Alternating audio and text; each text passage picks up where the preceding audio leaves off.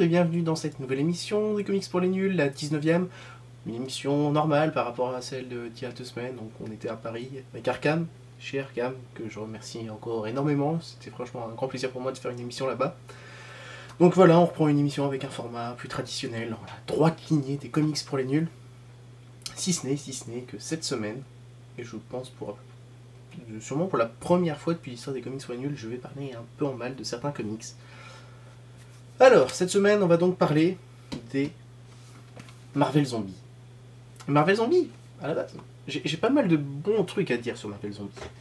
Bon, on va pas faire compliqué. Marvel Zombies, ça prend l'univers Marvel et ça mélange ça avec des zombies. Voilà, tout simplement. En fait, le premier tome, je l'ai vu, vraiment par curiosité. Je n'avais jamais entendu parler des Marvel Zombies avant. J'ai acheté le premier et franchement, grande découverte. Coup de foudre total, tout de suite, immédiat. Donc en fait, Marvel Zombies, ça se passe pas dans l'univers Marvel classique, c'est sur une autre terre qu'on avait découvert dans les 4 Fantastiques. J'étais pas là à l'époque, et honnêtement, il n'y a pas besoin d'avoir suivi les 4 Fantastiques pour pouvoir bien comprendre les Marvel Zombies. C'est scénarisé par Robert Kirkman, qui s'y connaît déjà en zombies. Je vous avais parlé de lui il y a pas longtemps pour Invincible, mais vu qu'il avait aussi fait Walking Dead. Et c'est dessiné par Sean Phillips. Donc alors le topo, c'est que il y a un virus sur Terre, la zombie aiguë, qui contamine tout le monde, dont les super-héros. Et forcément, quand les super-héros sont contaminés, ça fout un peu le bordel. Mais voilà, franchement, c'est fun. On se marre. Alors pour peu que voilà, vous connaissiez un petit peu l'univers Marvel, il n'y a vraiment pas besoin de connaître énormément l'univers Marvel, juste un tout petit peu, histoire de rigoler un petit peu à certains quiproquos, certaines réactions. Et pour peu que vous trouvez aussi que les zombies, c'est funky, franchement, Marvel Zombies, c'est cool. Niveau du dessin, c'est plutôt joli, alors forcément, c'est assez sombre. Voilà un exemple avec un Captain qui se balade avec la tête à moitié ouverte. Donc voilà, c'est sombre, mais c'est pas vraiment moche, c'est vraiment dans les thématiques un peu zombie. Vous voyez, il y a même le surfeur d'argent qui débarque. Alors, au moment où le surfeur d'argent arrive, honnêtement, j'ai trouvé ça vraiment sympa. La façon dont il arrive est assez énorme. Et vraiment, les Marvel Zombies, enfin, ce premier tome, c'est une lecture. C'est vraiment à voir, ça coûte que 12€ chez Panini. Il y a d'autres tomes, il y en a qui coûtent même moins cher, mais celui-là, il est vraiment à acheter et à lire pour peu que voilà, vous accrochiez un petit peu au trip zombie. Bonne lecture. Et après, ça se gâte. Lente descente aux enfers. Deuxième volet de Marvel Zombies. Alors, c'est pas la suite directe de Marvel Zombies de Kirkman. Alors là, en fait, on prend l'univers de Evil Dead et on le fait rejoindre l'univers des Marvel Zombies. Ça reste assez fun. J'avais jamais lu de Evil Dead avant. Et on comprend quand même bien ce qui se passe. C'est suffisamment bien scénarisé. Mais le fait est que c'est moins fun que le premier. On se marre encore, il y a un twist dans la deuxième moitié qui est assez inattendu, mais voilà, ça reste encore acceptable, bien que vraiment moins fun que le premier.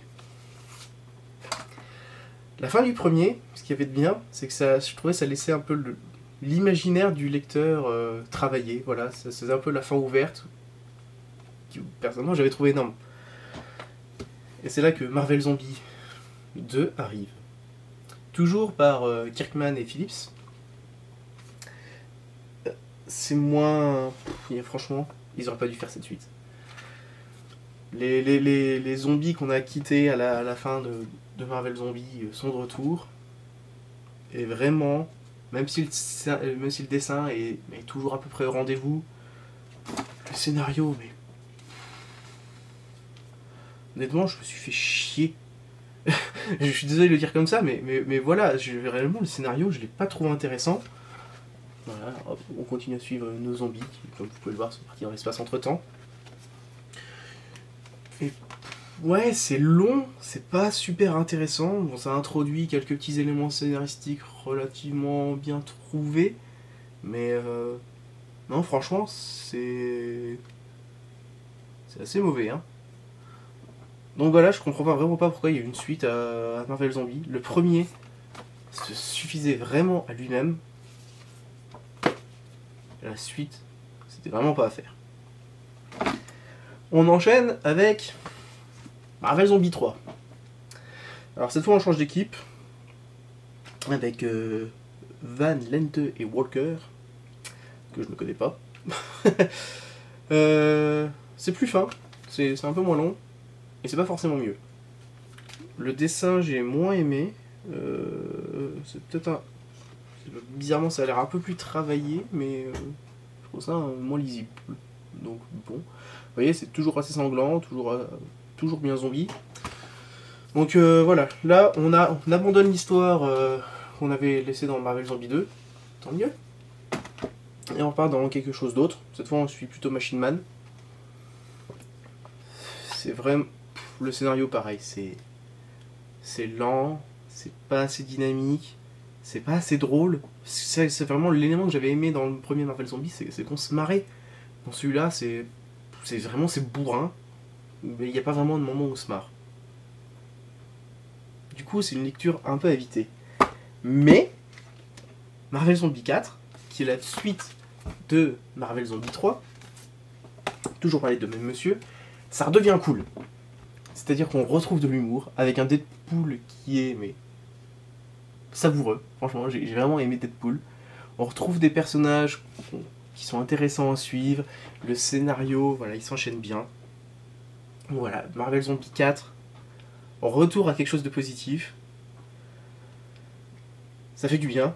Ça, voilà, je le trouve encore moins savoureux que vraiment le premier Marvel Zombie. Mais il est un peu du niveau du deuxième, qui était déjà pas trop mal. Celui-là est un peu du même niveau. Donc voilà, les Marvel Zombies, ça partait vraiment bien. Le concept était extra. Le premier numéro est vraiment génial. Franchement, pour faire cette émission, j'ai relu tous les numéros avant de relire le 4, parce que je l'avais toujours pas lu. Et vraiment, j'ai encore eu cette impression que le premier était vraiment au-dessus, même sans le côté découverte. Vraiment, le premier est vraiment un cran au-dessus de tous les autres. Le 4 est plutôt bien. Pour le lire, il faut mieux avoir lu le 3 avant, parce que c'est un peu pétri de références.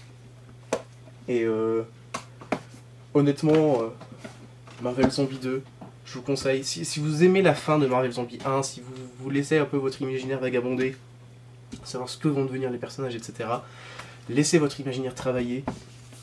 Je vous déconseille vraiment ceci. Voilà. C'est rare que je le dise, mais voilà, pour le coup, franchement, j'ai pas aimé. Vraiment. Et c'est rare que je le dise parce que je suis assez bon public en général. Voilà. Point particulier des Marvel Zombies, les couvertures, qui sont des reprises d'affiches de grands films de genre. Par la suite, c'est plus des reprises, des parodies de couvertures de comics. Donc franchement, c'est plutôt du bon boulot. Les couvertures sont toujours assez classe. Même si, voilà, les premières restent encore un cran au-dessus. Et, voilà, tout le long, on en garde vraiment des sympas. Voilà, bon travail sur les couvertures. Voilà, on en a fini donc pour les Marvel Zombies. Et comme d'hab, on va parler d'autres choses. Cette semaine, on va parler de plein d'autres choses. Je vais essayer de faire vite. Je vais un peu récapituler. Je vous ai parlé de plein de choses l'année dernière. Et voilà, on va faire juste un petit point. Il y a Sens Critique, le site qui permet d'évaluer vous-même un peu toutes les œuvres culturelles, qui était jusque-là en bêta fermée, devient en bêta ouverte. Il suffit de demander une invitation à quelqu'un, et vous pourrez inviter vos potes. Chaque fois qu'un de vos potes acceptera, vous aurez d'autres invitations. Donc voilà, c'est une bêta relativement ouverte. Donc foncez. Si vous avez besoin d'une invitation, demandez-moi, j'en ai pas mal. Même si je suis pas trop actif en ce moment, franchement foncez, c'est un site dans lequel je crois beaucoup. Il y a Wormwood, j'avais beaucoup aimé les 2 premiers tomes, il y a le 3ème qui vient de sortir. Je l'ai pas encore lu, mais vraiment j'ai hâte, je l'attends vraiment très très fort. Les Next Men, voilà, ça c'était un peu l'info, je sais l'info elle date. Les Next Men que j'avais vraiment adoré, j'avais vraiment fait une émission dans laquelle je ne tarissais pas d'éloges sur les Next Men. Ça revient, je suis content, parce que enfin, moi j'ai pas connu l'attente de tous les fans des Next Men, mais vraiment c'était une lecture que j'avais adorée, et donc il y aura une suite à Next Men, j'espère qu'elle sera au niveau, vraiment c'est quelque chose que j'attends beaucoup. Autre chose, là on va partir dans plus les nouveautés. Il y a la French Comics Force qui vient de sortir une série de 4 émissions qui parle de French Comics. Je voulais vous faire une émission, je sais pas exactement quand, sur voilà, les comics franco-français. J'ai jamais vraiment eu le temps parce que voilà, je manquais pas mal de lecture. Et voilà, quelqu'un l'a fait et ça vaut le coup d'être regardé. Donc hop, je vous mets le lien juste en dessous. La French Comics Force, donc 4 émissions pour le moment, qui vraiment balaye toute la culture comics qui vient de France, de chez nous. C'est à regarder, c'est vraiment intéressant. En plus, voilà, vu que c'est une première fournée de 4 émissions, ils prennent le temps d'expliquer pas mal de choses. C'est chouette. Je vous recommande vraiment de regarder cette série de 4 émissions. Et un dernier point pour dire que voilà, je vous parle vraiment de choses à moi. Je vous recommande très fortement, si vous avez l'occasion d'aller à Paris ou si vous êtes sur Paris, d'aller voir l'exposition temporaire Muséo Games. C'est au musée des Arts et Métiers à Paris, et ça reprend une bonne partie de l'histoire du jeu vidéo. Une grosse partie. Ça commence par Tetris, ça finit à la Xbox première du nom. Vous avez une vingtaine de consoles auxquelles vous pouvez jouer, et ça c'est l'élément, je pense, vraiment central. On n'imaginait pas un musée du cinéma, on ne pouvait pas voir des films. Ben voilà, là c'est un musée du jeu vidéo dans lequel on peut jouer avec les manettes de l'époque. Vraiment, si vous aimez un petit peu la culture vidéoludique, même si vous n'êtes pas un gros joueur, même si ça vous intéresse juste un petit peu, je vous recommande fortement d'y aller. Je pense vraiment que c'est un pan de la culture de nos jours, et ça manquait. Le musée est pas parfait, c'est une exposition pas très grande. Il y en a qui reprochent le fait que ce soit assez sombre, mais vraiment j'ai eu la chance d'y aller cet été, et j'ai vraiment bien aimé. Bon, alors après je suis plutôt bon public sur ces choses là vu que je suis un petit peu un joueur, mais vraiment je vous la recommande. C'est vraiment pas que pour les gamers, il y a des idées qui reprennent un peu toute l'histoire du jeu vidéo, et ouais, vraiment ça vaut le coup. En plus, normalement elle devait s'arrêter le 7 novembre, comme elle a vraiment attiré énormément de monde. Elle est prolongée, il me semble, jusqu'en mars, si je dis pas de bêtises. Bon, à prendre avec des pincettes, mais je crois que c'est jusqu'en mars. Donc vraiment, je vous recommande d'aller au Museo Games. Voilà, on va faire un petit topo comme d'hab pour finir. Marvel Zombie, le premier extra, les autres moins bien, même si ça repart en mieux. Je sais pas si j'achèterai le suivant, honnêtement. Je suis déçu. À chaque fois, j'ai le premier comme maître étalon. Donc, on verra. Sens critique à visiter, Wormwood à acheter, Next Man à surveiller, la French Comics Force à regarder, et le Museo Games à visiter. Voilà, c'est tout. C'est déjà pas mal. On en a fini pour cette semaine. Je vous dis à bientôt, dans 2 semaines donc. Prenez bien soin de vous. Et puis, bah, à bientôt. Ciao!